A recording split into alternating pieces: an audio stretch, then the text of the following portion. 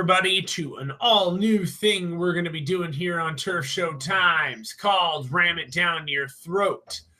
I am Josh Webb, a.k.a. FightOnTwist. You normally hear my dulcet tones serenading you to sleep on Turf Show Radio, but today I am joined by Mr. Blaine Grisak. I believe I got pronounced that right? Yep, all good.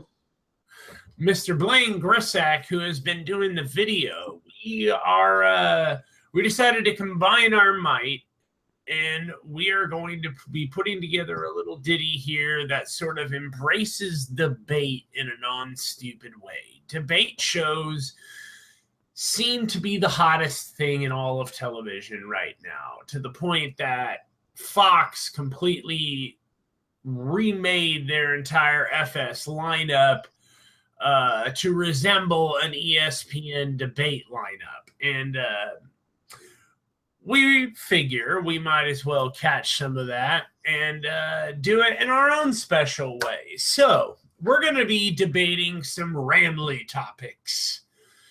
And today we actually have narrowed it down to 3 different topics. And Blaine, why don't you go ahead and tell the people what we were going to be talking about today? Whether or not the Rams should trade Aaron Donald, and I have a feeling I'm not going to like your stance on that one. Our second topic is who the Rams should part ways with in the offseason. And then thirdly, we have which direction should the Rams go in their coaching search, whether it be the college ranks or the NFL ranks. Correct. And so to kick this thing off, why don't we get to Aaron Donald? Now, the question here is should the Rams get rid of Aaron Donald? And by get rid of Aaron Donald, we don't mean jettison him because he sucks, boot him because he's a bad guy. No. What we're talking about here is the Rams are looking at a rebuild of some kind, and the only way that you can do that is with draft capital. Now, there will be compensatory picks that come their way because of the guys they lost this past year, but they aren't going to be major, and the Rams will still be without a first-round pick. Mm-hmm. And I'm excited to hear your stance on this because I don't see how you can trade away arguably the Rams' best player. Well, my mindset behind this is that at some point the Rams are going to have to redo this again. The next guy who comes in either has to buy into Jared Goff, which we'll get to later when we start talking about the executives and what Demoff has said and this, that, and the other. But if you look at what's trickling out of the organization, it's basically you have to buy into Goff. You don't get a choice. Mm-hmm. So the next guy is going to have to buy into Goff. But if Goff isn't good, and I don't think that he is the answer, I'm not going to get into a debate about whether or not he's good, but if he is not the answer to the Rams, you are now looking at you're entering into Cleveland Browns territory in terms of the number of quarterbacks you've had in the past 5 years. And now you need to draft another damn quarterback. If you believe in Goff, then trading Aaron Donald gives you the ability to surround him with pieces to be successful. I mean, even if they have to even if they do have to start this whole thing all over again, start the process all over again, Donald, he's only in his third year. Isn't he a guy that you would want to probably build around? He's one of the very few assets the Rams have on either side of the ball. He was Defensive Rookie of the Year. I mean, the numbers speak for themselves. He had 82 quarterback pressures this year. Only 3 players were better. He led defensive tackles and tackles for loss, and he had the most quarterback hits. I think this is a piece that if you do bring when they do bring a new head coach in, this is a guy that I think they have to build around. Well, and here lies the problem, because as you said, Aaron Donald's halfway through his deal, which, the team has another couple of options that they can pick up, or as an option that they can pick up. And then at the end of that option, they can and likely will franchise tag him while they try and work something out if they haven't gotten done before then. But across, when you look at European football, what makes it so interesting to me is the way guys run down their contracts to the point where the player has all the negotiation. Like, there's nothing that the team can do. Mm-hmm. And the Rams are hitting that point where Aaron Donald has all the power in the negotiating process. Now, the Rams may be able to pay him. They're certainly and likely going to have the cap room to pay him. I think we've heard projections of about 45 to 46 million. Is that about right? Somewhere around there? Somewhere around there, yeah, probably. Okay, so they'll have the money to pay him. But then they're not going to have a whole hell of a lot of money to pay anybody else. Because now you've got Goff locked up to his deal, Aaron Donald locked up to his deal. You're going to have to go out and address the fact that you don't have a cornerback anymore because Trumaine Johnson likely isn't sticking around unless you pay him. And now you're talking about where are the Rams going to get the dollars to pay all these guys. Now, I'm not saying you trade him because you got to pay everybody. I'm saying you trade him because of what he's going to bring your organization in the long haul. How many overall picks are you going to get for a player like Aaron Donald? And I think that's the big question. What are you getting for him? Because if it's just draft picks, this is a team that historically hasn't drafted well. With Les Snead, Aaron Donald is one of their very few picks that they've actually hit on. They've had a number of first-round picks, and you could say they failed with Greg Robinson. They failed with Tavon Austin.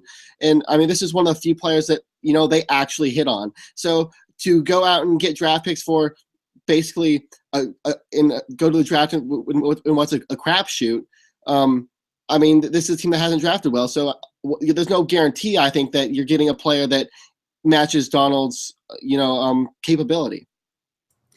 Okay, well, beyond that, coming back to the whole the player has the leverage here, why would Aaron Donald come back to the Los Angeles Rams? That's a fair point because this is a team that's, they're not going to win anytime soon.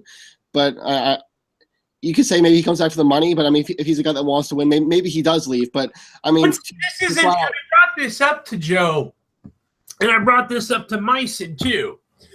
If the NBA or if the NFL had something in place like the NBA whereby the team who already had the player could sign them to a larger max contract than anybody else, then I think you're looking at a much better situation. But the NFL doesn't have any such guarantees. If the Rams put, say, a 3-year, $42 million tender on the table, and the Dolphins or anyone else around the league can put that same amount of money on the table. And with a player like Donald, you compensatory picks don't seem enough, do they?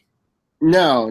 You get a compensatory pick, or you get probably a first-round pick as well. But, like I said, the draft is a crapshoot, and to trust Snead or whoever it is to draft the right player, I think you're putting your faith in the wrong hands.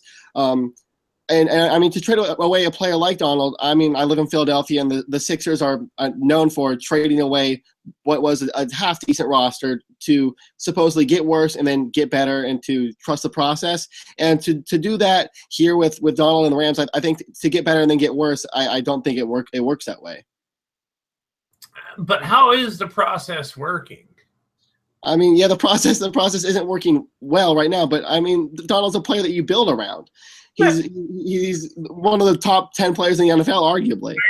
Agreed. And again, this has nothing to do with his productivity. I am simply stating that if I were a GM or I were a head coach and you were trying to convince me that this was a good job and I'm already stuck with Jared Goff, I'm looking around going, where can I get some draft capital? And as I look at this roster, I see nobody. Yeah. Nobody with the exception of Aaron Donald, who's going to get me something in return. I mean, yeah. I mean, there are only a handful of players that really are that make the Rams possibly an attractive destination. There's maybe you look at Todd Gurley, Aaron Donald, and aside from that, they really do have nobody. But I still to trade away Donald, a player that's already proven himself, for a draft pick that is unproven. I struggle to put my faith in the hands of Les Snead. Well, see, you just played the trump card right there, because I felt like I was pushing really well until you said, yeah, but then the answer is trusting the Rams in the draft. And I went, yeah. I have nothing. You're right. You simply cannot trust Snead and the Rams in the draft. But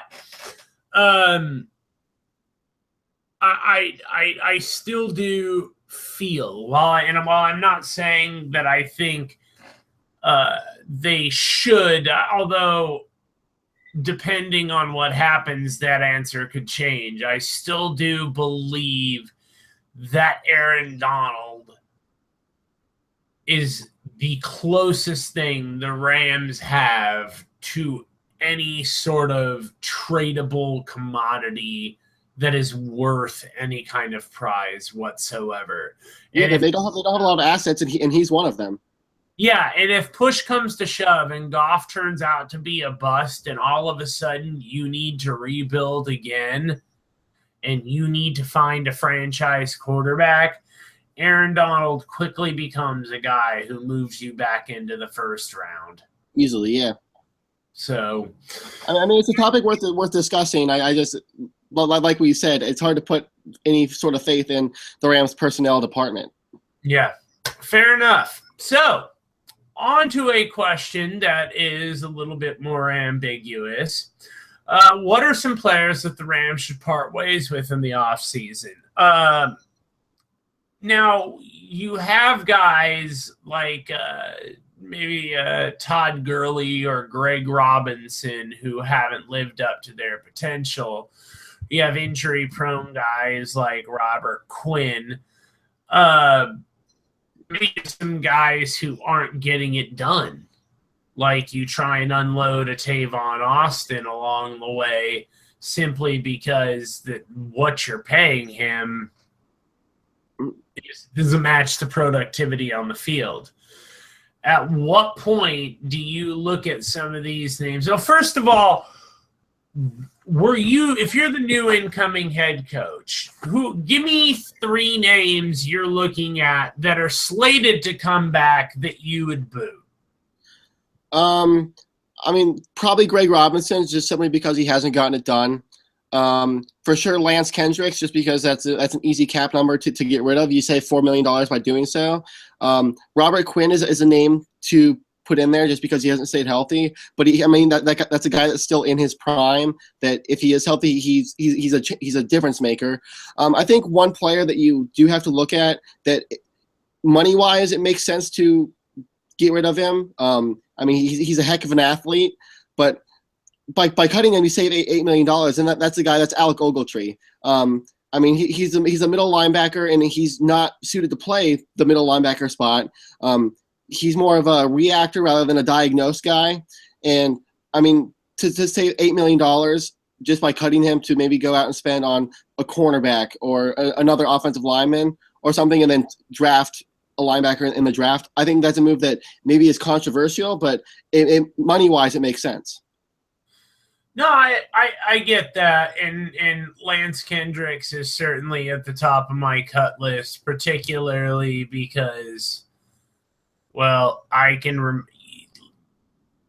Kendricks in the passing game is too much of an adventure for me. Exactly. Drop after drop after drop after drop.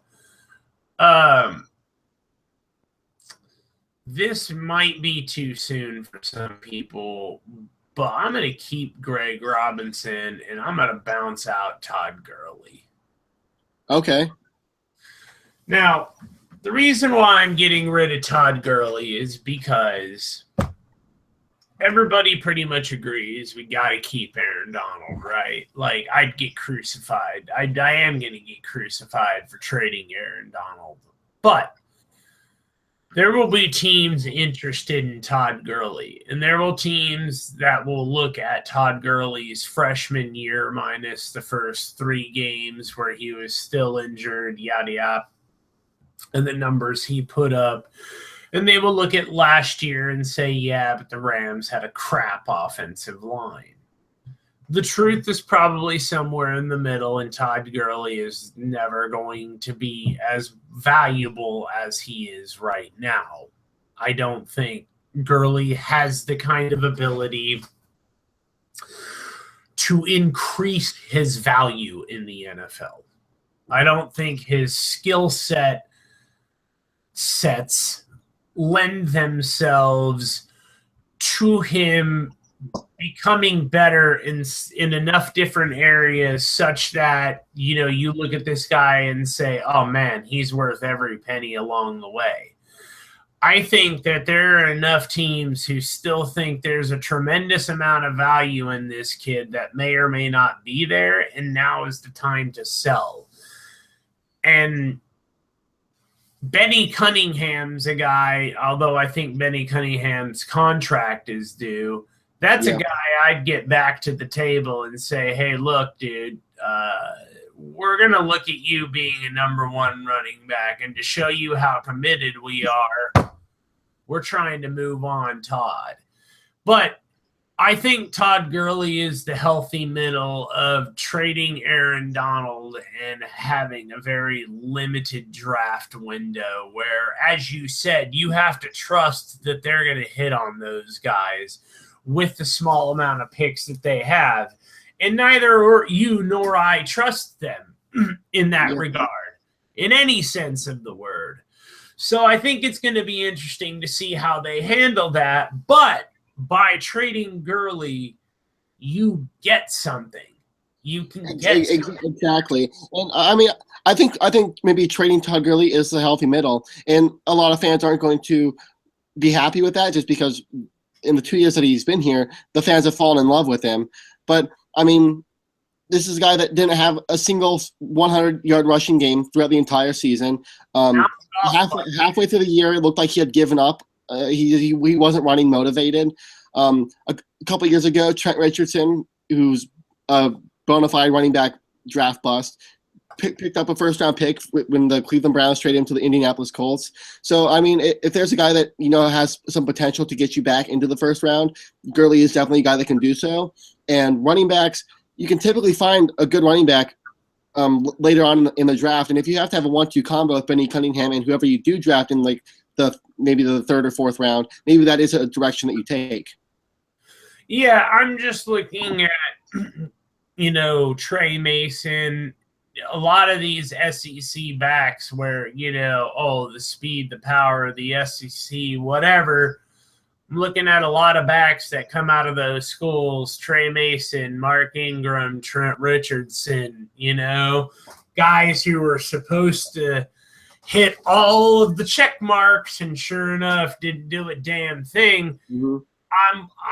I'm wondering if Todd Gurley's not going to fall into that category. Not to mention he's been problematic this year. The third guy that I might look at getting rid of, and you kind of took him, is Alec Ogletree. And that's the only, but you locked up Mark Barron a little bit ago. So you've got Mark Barron for the foreseeable future. Alec Ogletree isn't really,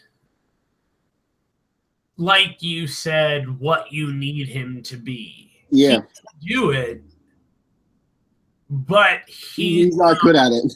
Yeah. I mean, I don't know what his Pro Football Focus ranking is, but I seem to remember reading at least once a week that he's in the bottom of some of those categories. And Pro Football Focus, they just put out an article, I think last week, about records that have been broken this year. And Alec Ogletree tied the record for most missed tackles by a linebacker in Pro Football Focus's history. So, I mean, he's a pretty good linebacker. He's a heck of an athlete, but he's not a middle linebacker, and that's what they need him to be. And he's just not that.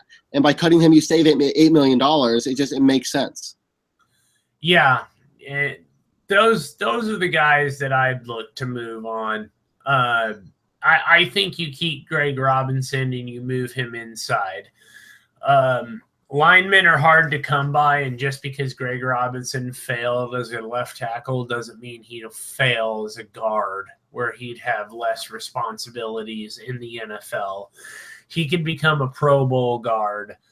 I mean, maybe that's the case. I mean, his money, his cap number, it doesn't make sense to cut him. I mean, he's been bad, so I mean, maybe you do move him inside and hope that he becomes salvageable. I mean, it doesn't look hopeful right now, but I mean, maybe you do try him inside, but I'm still very skeptical on that pick. He's Jason Smith 2.0, and that's not a good thing.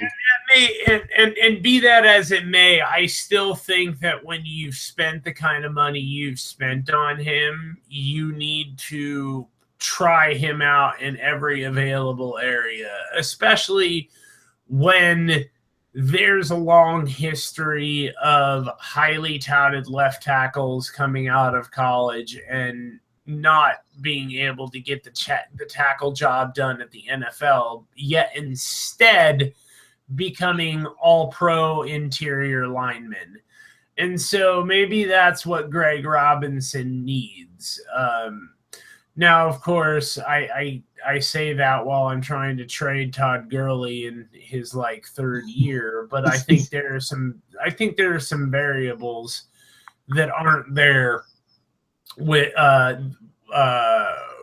Robinson that are with Gurley, most notably his outspoken nature about the locker room, calling out the coaches, saying that they have a middle school offense, etc. These are things you generally want to avoid when you're a player, because it does make you expendable to an organization. Yes, I mean, especially to a new coach coming in as well. Yep. All right, so let's get to one of our two final topics up here. Coaching search for the Rams. Should they look at the NFL or the college ranks? Speak to me, sir. All right. I'd have to agree with Demoff on this. He did an interview recently, and he said, "I know coaching being a part of their active search.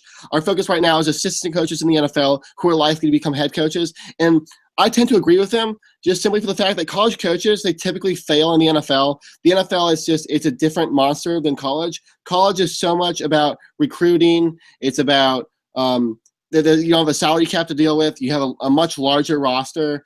It's a much different ball game. And I mean, you just look at the recent college coaches to come into the NFL. A guy like Chip Kelly, who brought Oregon from the bottom of the barrel in the Pac-12 to the top, to a national championship game, and now they're back to about average again. Nick Saban, one of the greatest coaches in college football history, and I mean, he failed with Miami Dolphins. I mean, you look at the history of college coaches, and it's not good. I can think of a guy by the name of Jimmy Johnson, who coached at the University of Miami, was later picked up by this little football team in Texas. They're called the Cowboys, and he won a couple of trophies while he coached the Cowboys. I can look at a guy by the name of Jim Harbaugh, who was picked up from Stanford and brought the 49ers back, actually, and made them the 49ers again until Jed York decided that he hated winning and wanted to stop. So I mean, I realize that there have been failed head college coaches, but there have also been so many failed NFL assistants, like Josh McDaniels, failure. How many of these guys have been assistants, been a head coach, then been back to assistants? Like, the number is the same. Yeah, I mean, college, it seems like NFL assistants do get more opportunities, so maybe that's why they fail more. I just look at you point out guys like Jimmy Johnson and Jim Harbaugh, but I mean, those are two guys. I mean, you could point to a guy like Pete Carroll who spent time at USC, but even he was. Yeah, the reason I didn't bring him up is because he was in the NFL. Yeah, he was in the NFL. Yeah, I mean, Bill O'Brien spent time as an offensive coordinator with New England before he went to Penn State, and then he's with Houston now. So I mean, even those guys had NFL experience. I just think if you spent most of your time at the college level, it's just to go from there to straight to the NFL and maybe not spend time as maybe an NFL offensive coordinator or defensive coordinator. It's just you're setting yourself up to fail. And I can understand and appreciate that, but I do think that there are guys like a David Shaw who would be able to succeed given the chance. And now, I'm not saying David Shaw even wants the job. I'm just saying there are guys out there like Shaw who are probably destined to become the next big thing in the NFL. I mean, you look at a guy like David Shaw. I mean, he's done a respectable job at Stanford, but I think it's not as good as people. I think you look at it. I don't think it's good as what it looks like. He took over a Stanford program that Harbaugh had before him, so it was already in good shape. It's not like he took a struggling program and brought them up to the top. No, but he did not have Andrew Luck, which Jim Harbaugh did, and he achieved more than Jim Harbaugh did. Yeah, I mean that's a point, I guess. I look at, he's never been anything more than a position coach at the NFL, and then I mean he took over a Stanford program that already had a lot of hype and attractiveness built into it, I guess. See, this whole thing, position coach, whatever, I don't necessarily care about that because a lot of guys end up that guys who were being considered for jobs were originally position coaches or something of the like. They don't always come from the coordinator spot. Some of them have only been coordinators in name for like 1-2 years, and before that it was some of these names that the Rams were looking at, especially for the head coaching gig. So that stuff doesn't tend to bother me. What I'm curious about with a head coach is how do they handle the big games? How do they handle when their moment's up? And I realize that David Shaw has some things that he hasn't done at Stanford, but he also has some things that he has done. I would trust David Shaw to lead an NFL team more so than I would several of the names on the list for potential hires out of the coordinator pool that the Rams covet so much. Mm-hmm. I mean, yeah, I would trust David Shaw over a guy like Doug Maroney, who they've interviewed. But I still look at the college game. It's so much more different than the NFL. I mean, college is so much about recruiting. It's you don't have the salary cap. You don't have the roster limits. You can do so. The other team isn't as fast on defense or on offense for that matter. You can do so much. You can. I feel like you can scheme other things in college that you can't in the NFL, and it's a much different ballgame. Harold Goodwin, Sean McVay, all names that I wouldn't hire if I had the chance to hire David Shaw. You take a guy like McVay who took Kirk Cousins, and they have the 6th most efficient passing game in the NFL. That may be true, but your boy McVay is also the one on this list with virtually no experience. Outside of 15-16, he was what you hate the most, a position coach. So he he also grew up in a football family. His grandfather was, I think, the VP of the 49ers when they won 5 Super Bowls. He also was a coach of the NFL. So this is also a guy that grew up around football. Built Space Mountain. Doesn't mean I know how to build a roller coaster. I mean, look, McVay may have done well with Kirk Cousins. He may have some notable things to his resume, but is that when you look at his resume as compared to some of the other guys, does it scream this is the guy they should be hiring over a guy like David Shaw, who has done a tremendous job? Harbaugh's definitely set it up, but David Shaw eventually won with his own recruits, and his own recruits turned into pretty damn good players. And this is just one candidate. There are several candidates in college that if they decided to go pro, I would back their play. Ultimately, I understand what you mean about not every coach is cut out for the NFL. I do agree with that. But that doesn't mean every coach should stay where they're at either. No, it doesn't. But I would trust David Shaw to be the leadership of my football team. But you could say the same thing about Nick Saban. And Nick Saban is one of the greatest college football coaches in history. It takes more than just to be a leader and be able to command a locker room to be an NFL head coach. For sure. And I do think that Shaw has the ability to do some of that, especially because he's got a little bit of an NFL background as well. I just think that when I look at some of these names on this list and I say, okay, you're really willing to hand the keys of the organization to him over an accomplished college head coach. And bear in mind, I'm just sticking with Demoff's quotes where he said, I don't want to say that we're ruling out college coaches, but that's not where our focus is. Basically saying we're not ruling them out. We're just ruling them out for right now. Mm-hmm. It's so dumb to me because you have no idea where the next great, had Seattle not gone after Carroll and said, okay, we're going to take a guy who had never been good in the NFL before, was about a 9-win guy, went to USC, figured it out at the college level. Not only are we going to give him the head coaching job, but we're going to give him full authority over the draft. Can you imagine any other team doing that?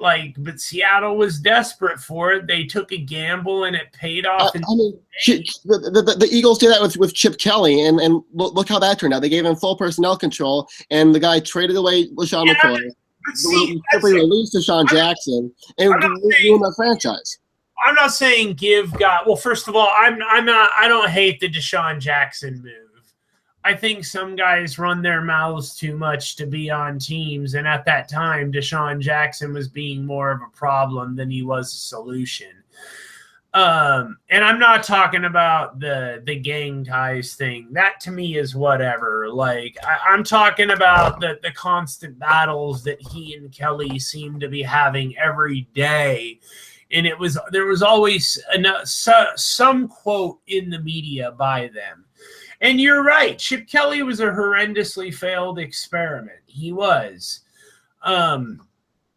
But there were a lot of circumstances. I thought Chip Kelly would be successful in the NFL because he ran a more NFL-style offense than most people understood. His attack was very much a downhill running game. And it did work, and then he stopped doing it, and then he started doing all sorts of weird. Then I don't even know what the hell's going on with Chip Kelly. But still, what sort of thing, what has McVay done that is so incredible that you're like, all right, he can do it, but Shaw can't?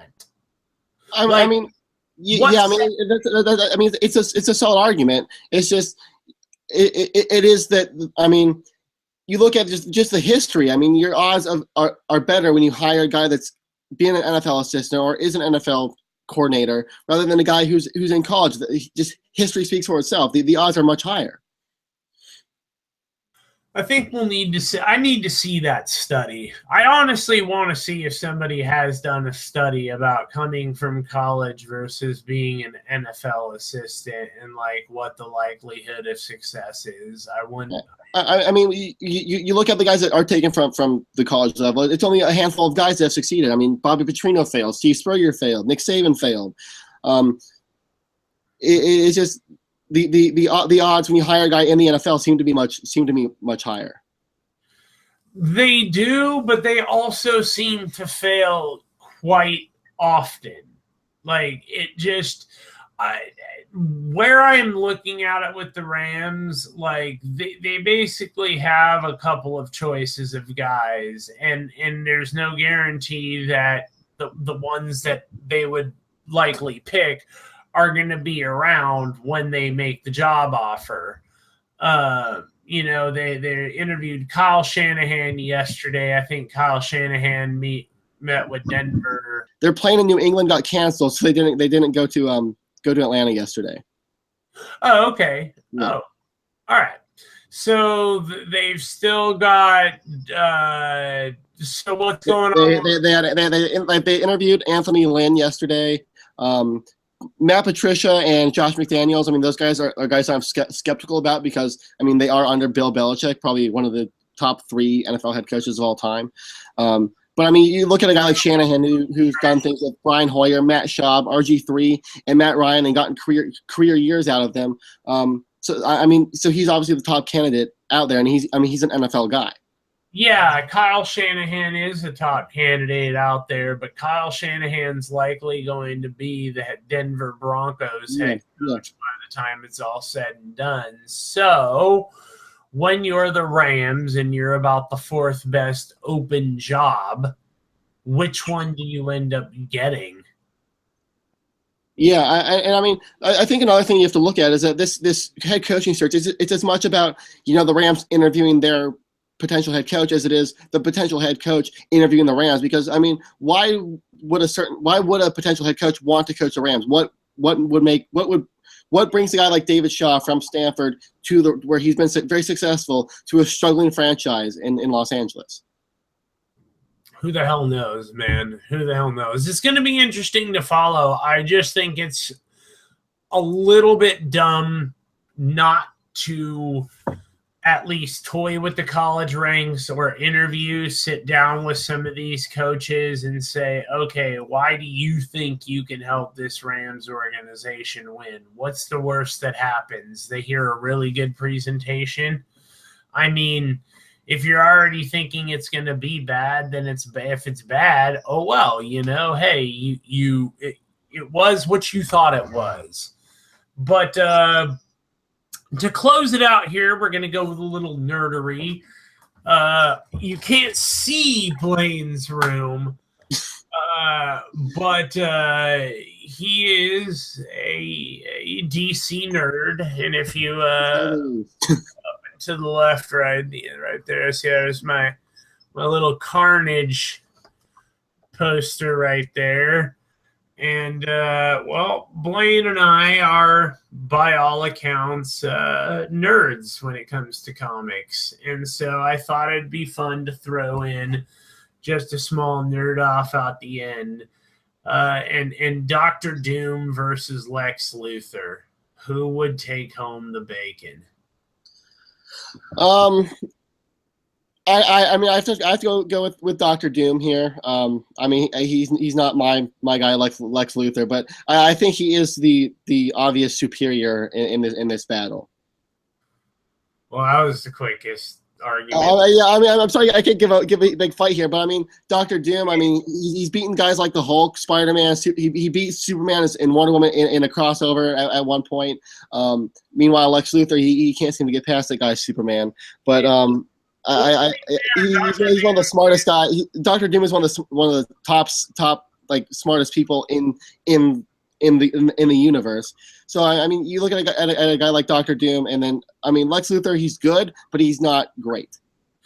Yeah, Dr. Doom snuck up behind Magus undetected and damn near poached the Infinity Gauntlet off of him when he did. And I'm not sure Lex Luthor would have had the foresight to do that. So, yeah, I thought this would be a longer debate. I wish I could give you something. There's not a lot to. No. You're right. I need to make it a little bit more even. I'll tell you what. I'll let you come up with the next one next time. But yeah, I'm kind of Dr. Doom's one of my all-time favorite guys, and Lex Luthor is a very cunningly evil guy. But when it comes to like the true mastermind of evil, like there can be no better villain than Dr. Doom. Yeah. Just so good at what he does. Like, and you know what's great about him is that even though he's a villain, you can never really tell what he's up to.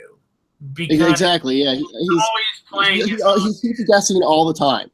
Yep, I like that. I like that about a guy. So, well, this has been Ram It Down Your Throat, episode 1. We will be back next week to do another couple topics. Listen, if you guys have topics or if you guys have some listener questions that you want to get to us, it is totally possible for us to argue over some listener questions at the end of it. Like I said, we're not going to get too carried away. It's not going to be skip-tized or anything like that.